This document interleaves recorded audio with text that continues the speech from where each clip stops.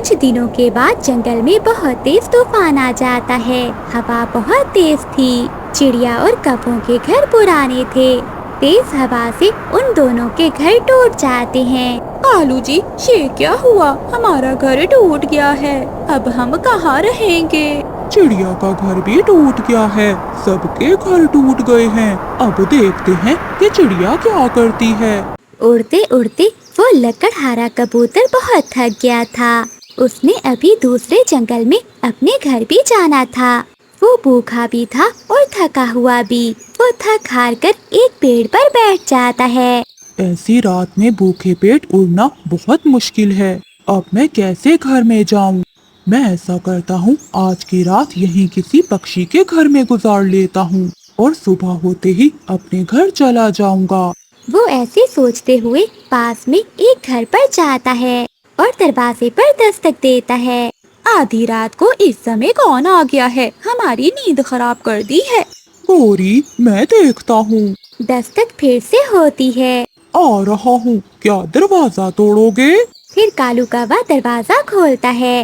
हाँ जी, बताओ किससे मिलना है? मैं एक गरीब लकड़हारा पक्षी हूँ। पक्षियों के घर की मुरम्मत करता हूँ। मैं अपने जंगल जा रहा था कि मुझे रात हो गई। ये सुनकर गोरी कौवी भी बाहर आ जाती है। अच्छा, अब जल्दी से बताओ, हम क्या करें? क्यों इस समय हमारी नींद खराब करने आए हो? आप आज की रात अपने घर में रख ले क्या तुम्हें? और तुम भूखे भी होगे, तुम्हें भोजन भी दे दे। जी जी कवि बहन, मैं ऐसा ही कहने वाला था।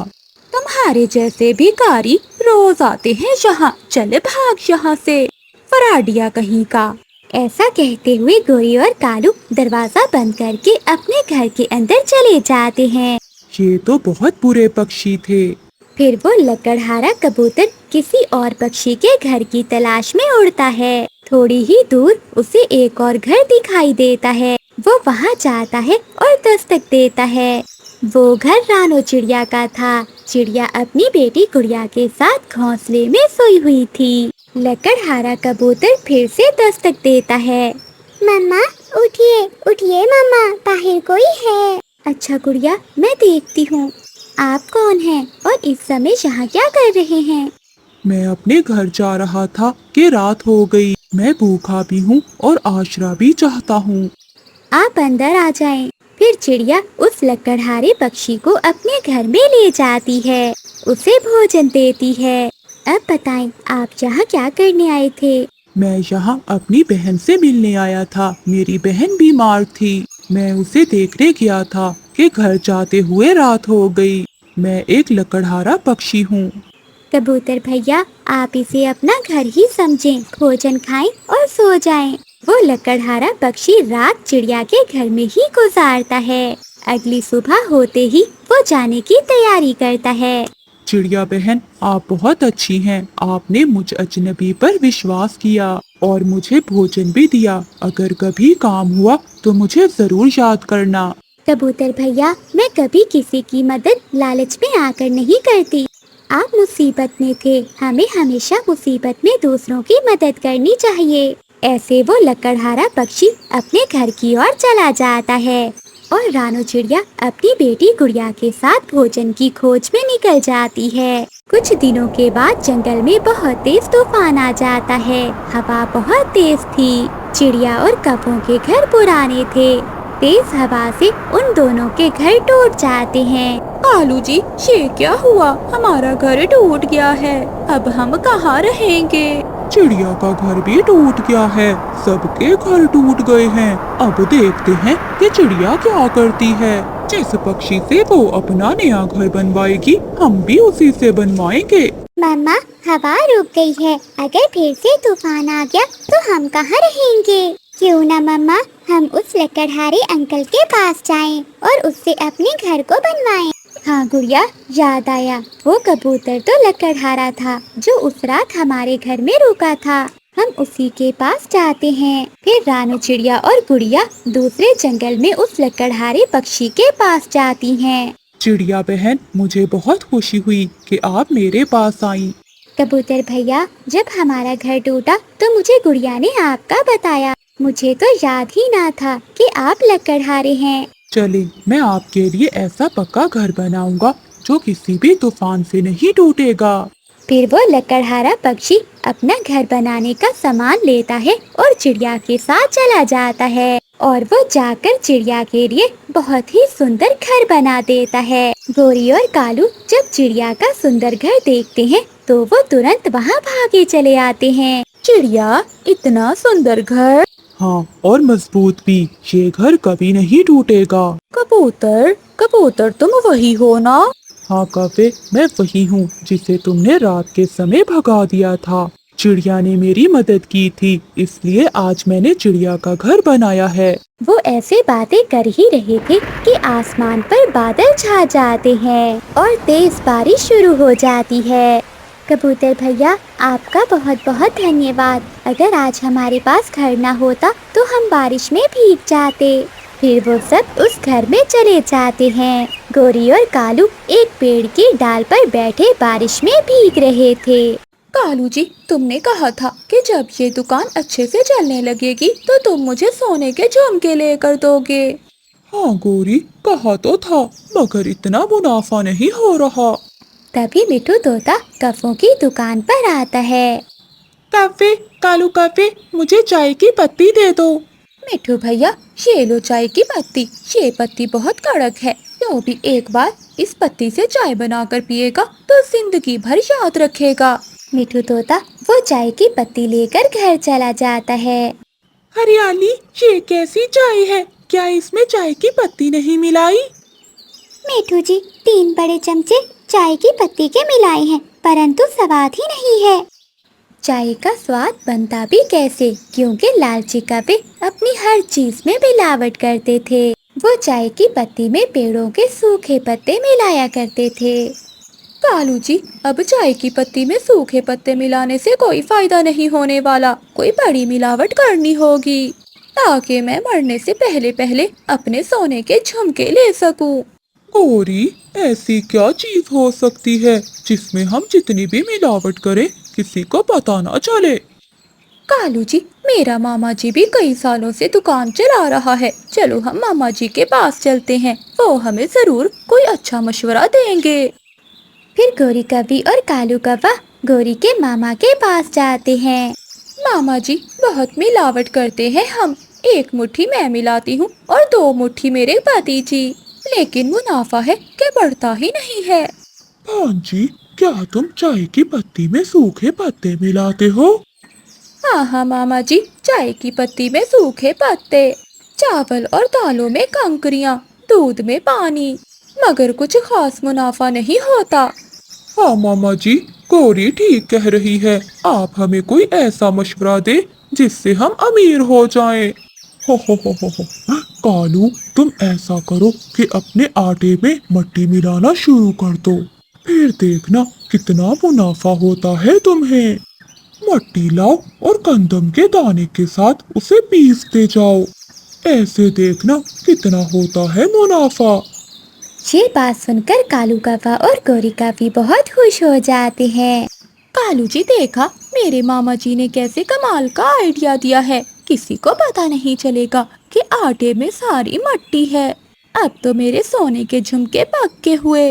फिर कालू कौवा और गोरी कौवी वहाँ से जाते हुए ढेर सारी मट्टी ले जाते हैं। फिर वो दोनों घर जाकर दानों के साथ साथ चक्की में मट्टी को पीसते हैं। अगले दिन वो पति पत्नी मट्टी वाला आटा रखकर दुकान पर बेचने लगते हैं। यार कौवे, मुझे 5 किलो आटा दे दो। कबूतर, खालिस घर का पिसा हुआ आटा है। कबूतर भैया, सभी पक्षियों को बता देना कि हमारी दुकान पर घर का पिसा हुआ खालिस आटा मिलता है। ऐसे वो कौवे हर रोज आटे में मट्टी मिलाकर बेचने लगे। एक दिन कबूतर सोकर उठता है तो उसके पेट में बहुत दर्द था। वो अपनी पत्नी से कहता है, लूसी, मैं मर गया, रात से मेरे पेट में बहुत दर्द है। कबूतर जी, क्या बताऊं, जब से उन कपों से हमने आटा लिया है तब से हमारे पेट में दर्द रुक ही नहीं रहा। आज तो मैं भी पेट के दर्द से मर रही हूँ। अब जंगल में सभी पक्षियों का यही हाल था। सभी पक्षी अपने पेट की दर्द की वजह से अपने अपने घोंसलों में पड़े हुए थे। रानू चिड़िया कबूतर के घर जाती है। अरे कबूतर भैया और लूसी बहन, आप दोनों को क्या हुआ? आप ऐसे घोंसले में क्यों लेटे हुए हैं? फिर कबूतर सारी बात रानू चिड़िया को बताता है। चिड़िया बहन, हम तो शुरू से ही आटे की रोटी बनाकर खाते आए हैं, लेकिन ऐसा पहली बार हुआ है। अब जब से कबूतर जी कफों से आटा लेकर आए हैं तो हमारे पेट का दर्द रुक ही नहीं रहा। तो इसका मतलब है लूसी कि वो कफे आटे में मिलावट कर रहे हैं। मुझे खोज करनी होगी। फिर रानू चिड़िया रात को कफों के घर के बाहर छुपकर बैठ जाती है। कालू, कालू पति जी, कहाँ है मेरे सोने के झुमके? हो, गौरी, ये मट्टी आटे के साथ पीस दो, फिर देखना कुछ ही महीनों में हम जंगल के सबसे अमीर पक्षी बन जाएंगे। कालू जी, आज तो मैं आटे में ढेर सारी मट्टी मिला दूंगी। रानू चिड़िया खिड़की से सब कुछ देख लेती है। अच्छा, तो ये बात है, पक्षियों के पेट में दर्द नहीं होगा तो और क्या होगा? ये दुष्ट कौवे आटे में ये मट्टी पीस पीस कर मिला रहे हैं। दूसरे दिन रानू चिड़िया पुलिस के पास जाती है और सारी बात बताती है। पुलिस, वो हर चीज में मिलावट करते हैं, यहाँ तक कि चाय की पत्ती में सूखे पत्ते भी मिलाते हैं और आटे में मट्टी मिलाते हैं। चिड़िया, उन दुष्ट कौवों को पकड़ना होगा। फिर पुलिस जाती है और कौवों की हर चीज चेक करती है। पुलिस, क्या हुआ है? कौवी, तुम्हारी दुकान की हर चीज में मिलावट है। मिलावट करने पर तुम दोनों को गिरफ्तार किया जाता है। फिर कालू कौवे और गोरी कौवे को पुलिस वहाँ से ले जाती है और उन्हें उल्टा लटकाकर खूब पिटाई लगाती है। मिठू तोते के बाग में अमरूदों के पेड़ थे, जिस पर पके पके हुए अमरूद लगे हुए थे। गोरी कौवी वो अमरूद खाना चाहती थी। मैं चिड़िया को साथ लेकर आती हूँ, फिर हम मिलकर दोनों अमरूद खाएंगी। अगर पकड़े गए तो चिड़िया मार खाने के लिए मेरा हिस्सा बटाएगी।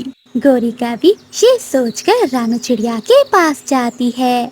चिड़िया चिड़िया, कहाँ जा रही हो? मैंने सुना है कि किसान ने गंदम की फसल काट ली है। मैं खेत में गिरे हुए दाने ढूंढने जा रही हूँ। चिड़िया, नदी के उस पार अमरूदों का बाग है, जिसमें पके पके हुए अमरूद लगे हुए हैं। हम दोनों जाकर वहाँ अमरूद खा लेते हैं। अमरूदों का सुनकर रानू चिड़िया खुश हो जाती है। गोरी, वहाँ कोई खतरा तो नहीं है? ना ना, कोई खतरा नहीं है, बस तुम मेरे साथ चलो। फिर गोरी कौवी रानू चिड़िया को अपने साथ ले जाती है। वो दोनों अमरूदों के बाग में पहुँच जाते हैं। चिड़िया, मैं तुम्हें सच बता रही हूँ, ये बाग मिठू तोते का है। अगर मिठू तोता आ गया तो मुझे बता देना। पहले मैं अमरूद खा लेती हूँ और तुम ध्यान रखना, अगर मिठू आ जाए तो मुझे बता देना। गोरी, तुमने मुझे पहले क्यों नहीं बताया? मैं चोरी के अमरूद नहीं खाऊंगी। मगर मैं तो खाऊंगी। फिर गोरी कौवी मजे मजे से अमरूद खाने लगती है। पीछे से मिठू तोता भी अपने पंखों में डंडा लिए आ जाता है। रानू चिड़िया दूर से मिठू तोते को देख लेती है। गोरी गोरी, मिठू आ रहा है, चलो भाग चले। लेकिन गोरी कौवी चिड़िया की कोई बात नहीं सुनती और अमरूद खाती रहती है। जब मिठू तोता करीब आ जाता है तो रानू चिड़िया पेड़ के पीछे छुप जाती है। मिठू पीछे से आकर एक डंडा गोरी की पूंछ पर मारता है। चोर चोर, मेरे अंगूर चोरी करती हो? ना ना मिठू, मुझे और न मारना, मेरे साथ चिड़िया भी अमरूद खाने आई थी। अगर एक डंडा मुझे मारा है तो एक डंडा उसे भी मारो। तभी रानू चिड़िया भी पेड़ से बाहर आ जाती है। मिठू मिठू, ये गोरी मुझे झूठ बोलकर ले आई थी। मैंने तुम्हारे अमरूद नहीं खाए। अच्छा, नहीं खाए तो पेड़ के पीछे क्यों छुपी थी? फिर मिठू तोता एक डंडा रानू चिड़िया की पूंछ पर मारता है और दोनों को वहाँ से भगा देता है। गोरी, तुमने मेरे साथ बहुत बुरा किया है। आज से मेरी और तुम्हारी दोस्ती खत्म हुई। चिड़िया, इसलिए तो मैं तुम्हें अपने साथ लेकर गई थी। मेरे हिस्से का एक डंडा तो तुमने बांट लिया। फिर गोरी कौवी वहाँ से चली जाती है। उसका पेट तो भर चुका था। वो आराम से अपने घर में जाकर सो जाती है और चिड़िया बेचारी फिर से दाने की खोज में निकल जाती है। अभी कुछ ही दिन गुजरे थे कि रानू चिड़िया गोरी से अपना बदला लेने का सोचती है। चिड़िया एक दिन चील के पास जाती है। चील दी, एक कौवी हर रोज शाम के बाद आकर आपकी मकई की फसल खाती है। कौन है चिड़िया वो कौवी? उसे मेरे पास लेकर आओ।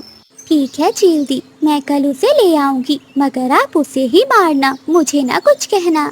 चिड़िया ठीक है, अगर तुम उस चोरनी को मुझे पकड़वा दो तो मैं तुम्हें मकई के भुट्टे दूंगी। फिर रानू चिड़िया वहाँ से चली जाती है। दूसरे दिन रानू चिड़िया गोरी कौवी के पास जाती है और गोरी कौवी से कहती है, गोरी गोरी, आज तो मैं दावत खाने जा रही हूँ। चिड़िया मुझे भी अपने साथ ले जाओ, मुझे भी बहुत भूख लगी है।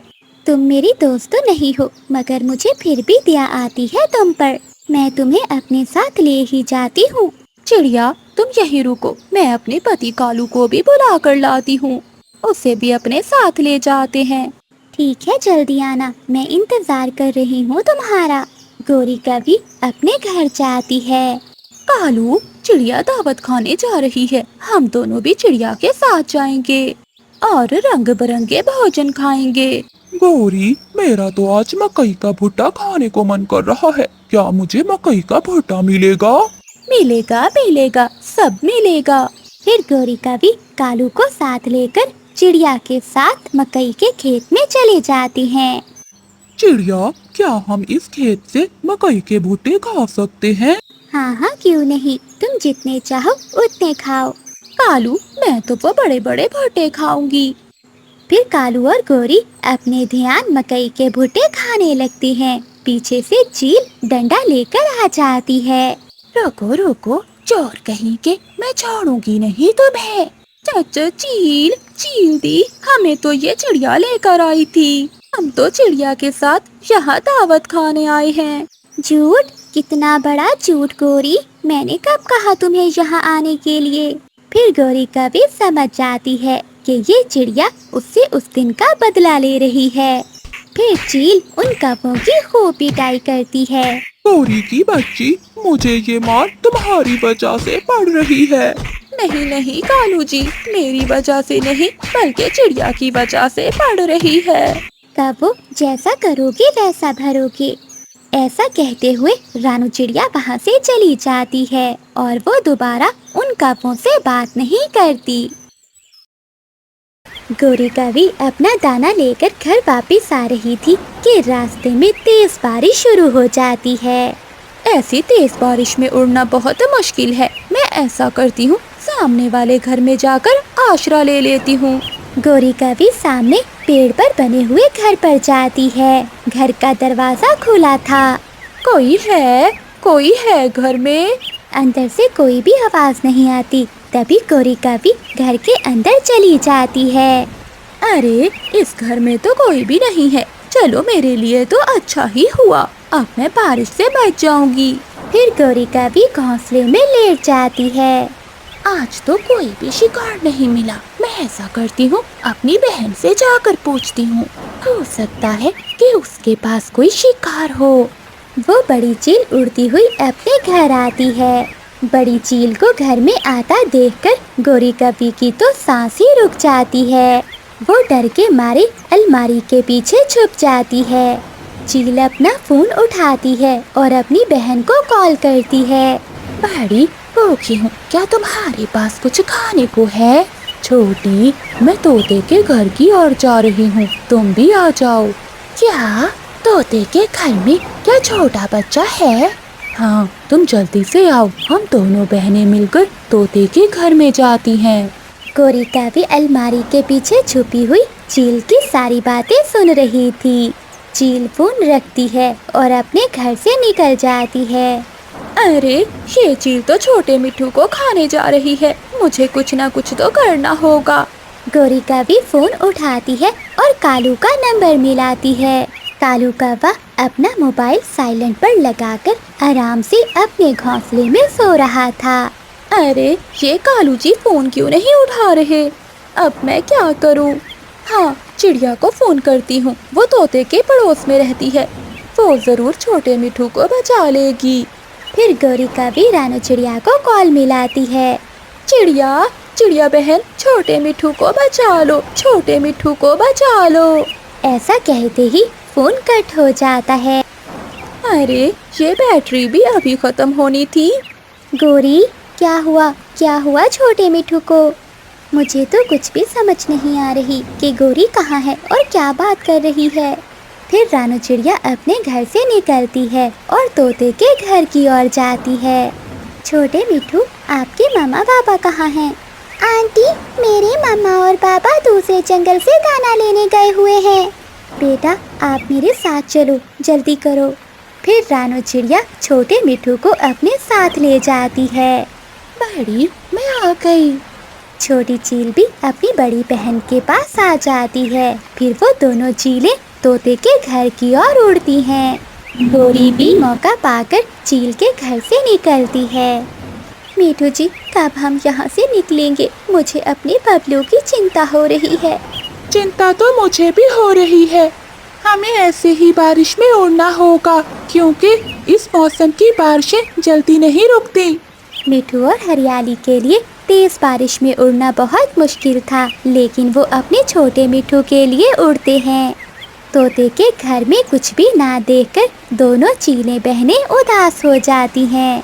छोटी, मैं अभी थोड़ी देर पहले अपनी आँखों से देख कर गई हूँ। छोटा मिट्ठू अकेला बैठा हुआ था। बड़ी, वो अब कहाँ जा सकता है? फिर गौरी का भी मिट्ठू तोते के घर आती है और बाहर से दरवाजा बंद कर देती है और शोर मचाने लगती है। चील, चील, पक्षियों, मैंने यहाँ चील को बंद कर दिया है। मिट्ठू तोता और हरियाली तोती भी वहाँ पहुँच जाते हैं। गौरी, कहाँ है चील? तुम्हारे घर में। मेरा छोटा मिट्ठू, मेरा बेटा, मेरे बेटे को वो चील खा गई होगी। खिड़की से चील बोलती है। हमें जाने दो काफी, यहाँ कोई भी नहीं है। ये घर तो खाली है। फिर हमारा बेटा कहाँ गया होगा? मिट्ठू, मैंने चिड़िया को पहले ही फोन कर दिया था। लगता है चिड़िया छोटे मिट्ठू को अपने साथ ले गई है। तुम चिंता ना करो, छोटा मिट्ठू ठीक होगा। गौरी, हम वादा करती हैं, हमें बाहर निकाल दो। हम दोबारा यहाँ कभी नहीं आएंगी और ये जंगल छोड़कर दूर चली जाएंगी। मुझसे पक्का वादा करना, फिर ही मैं तुम्हें बाहर निकालूंगी। फिर वो चीलें वादा करती हैं और गौरी का भी घर का दरवाजा खोल देती है। वो चील बहनें वहाँ से भाग जाती हैं। मिट्ठू, चलो हम चिड़िया के पास चलते हैं।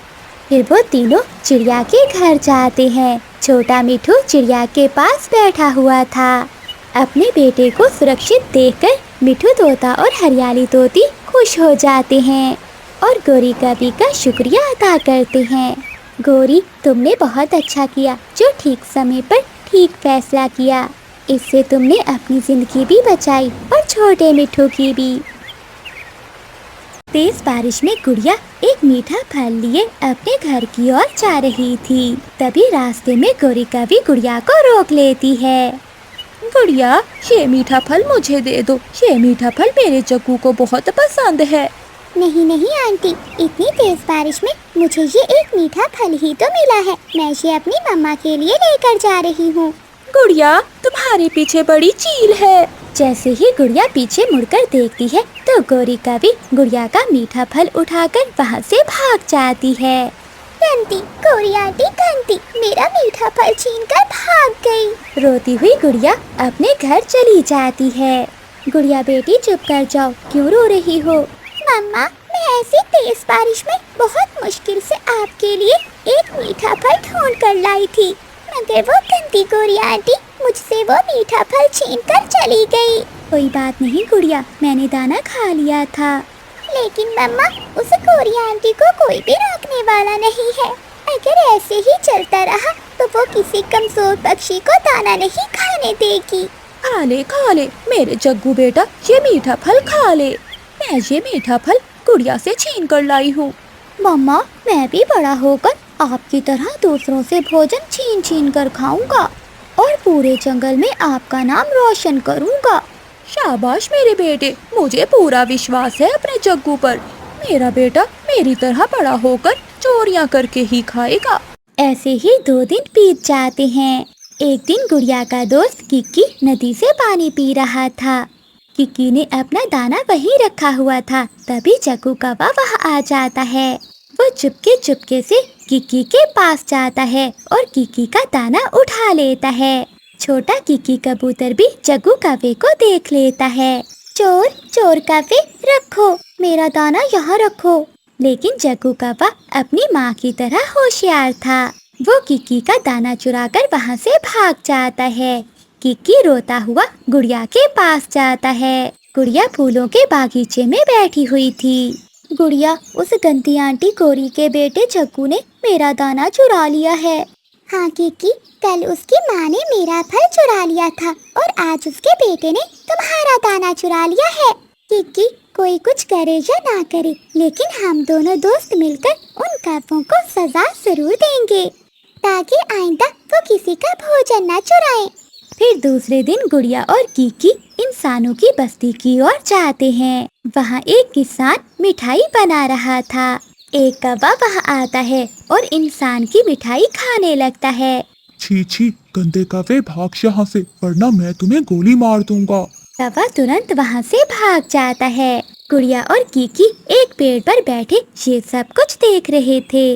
गुड़िया, आइडिया, वो लालची कौवे यहाँ जरूर आएंगे।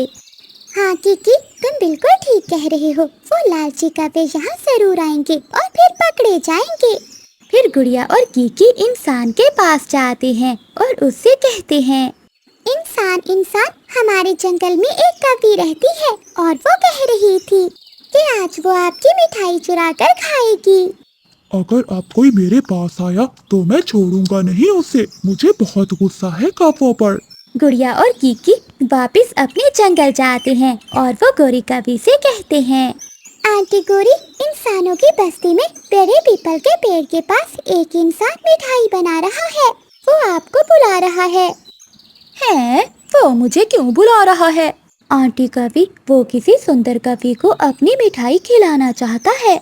जब मैं और गुड़िया वहाँ से गुजरे तो इंसान ने हमें बुलाकर कहा कि हम किसी सुंदर कौवी को इंसान के पास भेज दें। हाँ किक्की बेटे, फिर तो मैं जरूर जाऊंगी। मैं ऐसा करती हूँ, अपने बेटे जग्गू को भी साथ लेकर जाती हूँ। गौरी कौवी तुरंत उड़ती है और अपने घर जाती है। जग्गू बेटे, जल्दी चलो, हमें हलवाई इंसान बुला रहा है। उसने हमारे लिए मिठाई रखी हुई है। क्या मम्मा, मिठाई? आज तो फिर बहुत मजा आ जाएगा। जग्गू कौवा ऐसे खुश होते हुए कहता है और फिर दोनों माँ बेटा इंसान की बस्ती में हलवाई के पास मिठाई खाने चले जाते हैं। गुड़िया और किक्की भी गौरी कौवी के पीछे जाते हैं और वो दोनों एक पेड़ पर बैठकर छुपकर सब देखने लगते हैं। देखो इंसान इंसान, हम आ गए। अब जल्दी से एक प्लेट मेरे बेटे को और एक प्लेट मुझे मिठाई की दे दो। अच्छा, रुको रुको, मैं अभी अंदर से प्लेट लेकर आता हूँ। फिर हलवाई इंसान अंदर जाता है और अंदर से एक लाठी लाकर आहिस्ता से उनके पीछे आकर उन्हें जोर जोर से मारने लगता है। बचाओ बचाओ, कोई हमें बचाओ। बताओ, फिर आएगी काली कौवी मेरी मिठाई खाने? बहुत मुश्किल से गौरी और जग्गू अपनी जान बचाकर वहाँ से भागते हैं। गुड़िया और किक्की हंस रहे थे। अच्छी सजा मिली इस गौरी आंटी को। गौरी कौवी और जग्गू कौवा काई काई करते हुए वहाँ से भाग जाते हैं। जंगल में गर्मी बढ़ रही थी। मिठू तोता, कबूतर और कालू कौवा तीनों एक घने पेड़ के नीचे बैठे हुए थे। दोस्तों, आज बहुत गर्मी है। ऐसे गर्मी के मौसम में नदी में नहाने को मन कर रहा है। हाँ कौवे, मैं भी जाऊंगा। हाँ कबूतर यार, मैं भी जाऊंगा, मैं भी जाऊंगा। फिर वो तीनों दोस्त नदी के ठंडे ठंडे पानी से नहाने चले जाते हैं। कालू कौवा तो ऊंचे पेड़ पर बैठकर नदी में छलांगे लगा रहा था। वो सब बहुत एंजॉय कर रहे थे। मिठू तोता और कबूतर पेड़ से छलांग लगाने के लिए डर रहे थे। कोई नहीं कर सकता, मेरी तरह पेड़ से ऊंची छलांग कोई नहीं लगा सकता। कबूतर, चलो हम भी छलांग लगाते हैं। मिठू, ना भाई ना, मुझे तो बहुत डर लग रहा है। नदी में नहाने के बाद कालू कौवा अपने दोस्तों से कहता है, यहाँ से थोड़ी दूर एक आमों का बाग है। चलो हम सब वहाँ मीठे आम खाने चलते हैं। मगर कालू कौवे, वो बाग तो चील का है, वो हमें पकड़ लेगी। हो, तुम चिंता ना करो, मैंने अपने मामा जी से सीख रखा है कि चोरी कैसे करते हैं। तुम चिंता ना करो, हम अच्छे से चोरी करेंगे और आम चुरा लेंगे। फिर कालू कौवा मिठू तोते और कबूतर को अपनी बातों में लगाकर चील के बागीचे में ले जाता है। सुनहरी चील एक बड़े आम के पेड़ के नीचे सो रही थी। तुम दोनों यहाँ बैठो, पहले मैं आम चुरा कर लाता हूँ, बाद में तुम दोनों भी आम चुरा लेना। कालू दोस्त, जरा जल्दी आना, मुझे बहुत डर लग रहा है। फिर कालू कौवा चुपके से जाता है और 2-3 आम चुरा लेता है। चील की आंख भी खुल जाती है। कौन कौन है पेड़ के ऊपर? चील की आवाज सुनते ही वो तीनों दोस्त वहाँ से भाग जाते हैं। वो सारे दोस्त दूर जाकर रुकते हैं। बच गए दोस्तों, हम बच गए। यार कौवे, अब हमें एक एक आम दे दो। ना कबूतर ना, ये आम मैंने चुराए हैं, ये आम मैं ही खाऊंगा। एक मेरा और एक मेरी पत्नी का। फिर कालू कौवा वो आम लेकर अपने घर की ओर चला जाता है। फिर मिठू तोता और कबूतर बहुत नाराज होते हैं। वो भी अपने घर की ओर चले जाते हैं। जब वो दोनों चिड़िया के घर के पास से गुजरते हैं तो चिड़िया उन्हें आवाज देती है। मिठू और कबूतर भैया, यहाँ आए, मेरी बात सुने। रानू चिड़िया की आवाज सुनकर मिठू तोता और कबूतर चिड़िया के घर जाते हैं। मिठू भैया और कबूतर भैया, ये लो, ये आम खा लो। परंतु चिड़िया बहन, ये आम कहाँ से आए? मिठू भैया, ये आम मुझे चील दी देकर गई हैं और उन्होंने ही कहा था कि ये आम मैं अपने दोस्तों को भी दे दूं। ये सुनकर मिठू तोता और कबूतर बहुत शर्मिंदा होते हैं। चिड़िया बहन, हमें माफ कर दो, हमसे आज बहुत बड़ी गलती हो गई। हम कौवे की बातों में आकर चील के बाग से आम चोरी करने चले गए। मिठू और कबूतर, तुमने अच्छा नहीं किया। तुम तो जानते हो कि वो चील हमारे जंगल के पक्षियों की रक्षा करती है। अगर चील को पता चल जाता कि आप दोनों बाग की चोरी कर रहे हो तो हमारी कितनी बेइज्जती होती, और वो कभी फिर से हमारे जंगल के पक्षियों पर विश्वास नहीं करती।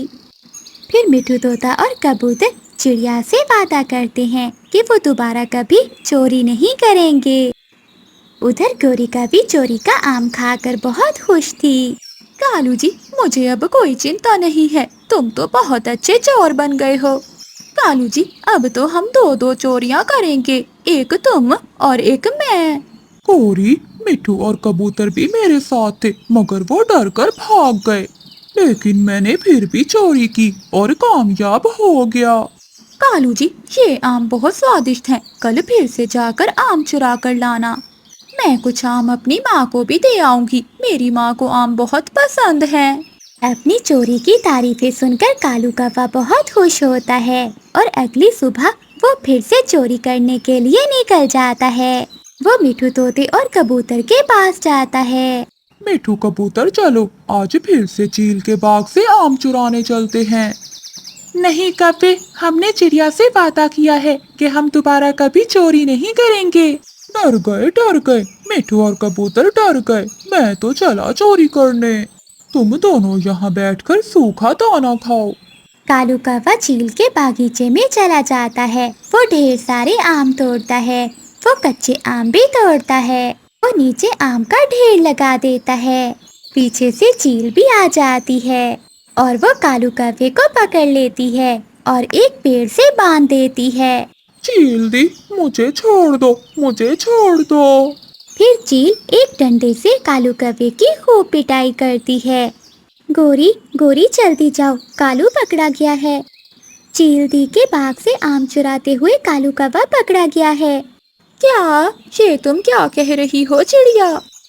गोरी कौवी भागती है। जब गोरी कौवी पहुंचती है तो कालू कौवे की पिटाई हो रही थी। चील दी, माफ कर दो मेरे कालू जी को। मेरे कालू जी फिर कभी चोरी नहीं करेंगे। हाँ चील दी, मुझे माफ कर दो, मैं भूल के भी यहाँ नहीं आऊँगा। फिर चील कालू कौवे को छोड़ देती है। तुम दोनों सुन लो, अगर मुझे दोबारा यहाँ दिखाई दिए तो मैं तुम दोनों को जान से मार दूंगी। फिर गौरी कभी कालू कौवे को लेकर वहाँ से उड़ जाती है। गौरी कभी मुन्नी कभी की सौतेली माँ थी और पिंकी कभी मुन्नी कभी की सौतेली बहन थी। जब मुन्नी के बाबा काम पर चले जाते तो गौरी कभी मुन्नी पर बहुत अत्याचार करती। गौरी, मैं काम के लिए दूसरे जंगल जा रहा हूँ, मेरे बाद मेरी मुन्नी का ध्यान रखना। बहुत अच्छे से ध्यान रखती हूँ मैं मुन्नी का, तभी तो खा खा कर मोटी हो गई है। बताओ बताओ मुन्नी अपने बाबा को। जी पिताजी, मम्मा मेरा बहुत ख्याल रखती हैं। फिर मुन्नी कभी का बाबा कालू कौवा वहाँ से चला जाता है। अरे, अब तुम यहाँ बैठी बैठी क्या कर रही हो? चलो चलकर मेरे कमरे की सफाई करो। फिर मुन्नी कभी अपनी बहन पिंकी कभी के कमरे की सफाई करने लगती है। मुन्नी, अगर पिंकी का कमरा साफ हो गया तो मेरे लिए चाय बना कर लाओ। हाँ मम्मा, मैं अभी बना कर लाती हूँ। मम्मा नहीं, सौतेली मम्मा। मुझे अपनी मम्मा अपने पिता के सामने ही कहा करो। मैं तो बस अपनी पिंकी की मम्मा हूँ, तुम्हारी तो मैं सौतेली माँ हूँ। जी सौतेली माँ। फिर मुन्नी कभी रसोई में जाती है, वो अपनी माँ के लिए चाय बनाती है। जब मुन्नी कभी अपनी माँ के लिए चाय बना कर लाती है तो पिंकी कभी अपना पंख आगे कर देती है। मुन्नी कभी पंख टकराने से गिर जाती है और गरम गरम चाय मुन्नी के पंख पर गिर जाती है। गौरी कभी को मुन्नी पर बहुत गुस्सा आता है और वो उसे मारने लगती है। कप भी तोड़ दिया और चाय भी गिरा दी, अंधी होकर चलती हो हर समय। सौतेली माँ, मुझे मत मारो। वो तो पिंकी बहन ने मेरे सामने अपना पंख कर दिया था। मम्मा, ये झूठ बोल रही है, ये झूठ बोल रही है। मैंने कब ऐसा किया? देख कर चला करो, वरना मैं तुम्हारे पंख काट दूंगी। मुन्नी कभी की सौतेली माँ जैसे उसे कहती वो वैसा ही करती, क्योंकि वो अपनी सौतेली माँ से बहुत डरती थी। रात का समय था। मुन्नी कभी पिंकी के घोंसले में बैठ जाती है, जिस पर पिंकी कभी को बहुत गुस्सा आ जाता है। चलो मेरे घोंसले से बाहर निकलो, तुम मेरे घोंसले में क्यों बैठी हो? इतनी सी बात पर पिंकी कभी मुन्नी को घर से बाहर निकाल देती है और दरवाजा अंदर से बंद कर लेती है। मुन्नी की सौतेली मम्मा गौरी कभी अपनी सहेली कभी के पास बैठी गप्पे लगा रही थी। मैंने तो उसे सीधा कर रखा है, मेरी आंखों के इशारे पर चलती है वो। ये तो तुमने बहुत अच्छा किया। ये सौतेले बच्चे कभी अपने नहीं बनते। बड़ी होकर तुम्हारी बेटी का हिस्सा लेगी। मैं तो कहती हूँ गौरी, ठिकाने लगा दो उसे। सहेली, तुम चिंता ना करो, ठिकाने तो उसे मेरी पिंकी ही लगा देगी। आधी रात तक अपनी सहेली से गप्पे लड़ाने के बाद जब गौरी कभी घर जाती है तो वो देखती है कि मुन्नी घर के बाहर बैठी हुई है। तुम यहाँ क्यों बैठी हुई हो? सौतेली माँ, पिंकी बहन ने मुझे घर से बाहर निकाल दिया है। अच्छा, चलो अब घर में, ऐसा ना हो कि ठंड में मर जाओ। फिर गौरी कभी अपनी सौतेली बेटी को घर में ले जाती है। गौरी कभी और उसकी बेटी दोनों घोंसले में सोई हुई थी, जबकि मुन्नी बेचारी ठंडे फर्श पर सोती थी।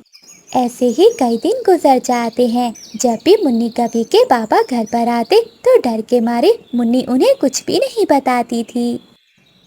मुन्नी बेटी, क्या तुम्हारी मम्मा तुम्हारा ख्याल रखती है? मुन्नी एक नज़र अपनी सौतेली माँ की तरफ देखती है और कहती है, जी पापा, मम्मा मेरा बहुत ख्याल रखती हैं। एक दिन पिंकी कभी को शरारत सूझती है और वो मुन्नी को घने जंगल की ओर ले जाती है। मुन्नी बहन, चलो पुराना कुआं देखने चलते हैं। ठीक है पिंकी, परंतु आप मेरे साथ कोई शरारत ना करना। हाँ मुन्नी, आज मुझे तुम पर दया आ रही है, हम दोनों वहाँ जाकर खेलेंगी। पिंकी धोखे से मुन्नी को पुराने कुएं के पास ले जाती है। मुन्नी, जरा कुएं के पास तो जाकर देखो, सुना है इस कुएं से बहुत सारी रोशनियाँ निकलती हैं। मुन्नी ये देखने के लिए कुएं के ऊपर जाकर बैठ जाती है। पीछे से पिंकी कवि जैसे ही मुन्नी को धक्का देने की कोशिश करती है तो वो खुद कुएं में गिर जाती है। बचाओ, कोई मुझे बचाओ। मुन्नी कवि जल्दी से अपने घर भागती है और अपनी सौतेली माँ को बुला कर लाती है। सौतेली माँ, पिंकी कुएं में गिर गई है, जल्दी चलें। फिर गौरी कवि जल्दी से आती है। वो मुन्नी के साथ मिलकर पिंकी कवि को पुराने कुएं से बाहर निकाल लेती हैं। मुन्नी, मुझे माफ कर दो। सच ही कहते हैं कि जो खड्डा हम दूसरों के लिए खोदते हैं, कभी कभी हम खुद ही उसमें गिर जाते हैं। सौतेली माँ, मेरा कोई दोष नहीं था, पिंकी खुद ही गिर गई थी कुएं में। बेटी मुन्नी, सौतेली माँ नहीं, आज से मम्मा, मैं तुम्हारी मम्मा हूँ। हम दोनों ने तुम पर बहुत अत्याचार किए, लेकिन तुमने अपनी बहन की जान बचाकर एक अच्छी माँ की बेटी होने का फर्ज निभाया है। फिर गौरी कवि मुन्नी को अपने गले से लगा लेती है और उसे अपनी बेटी की तरह ही प्यार करती है।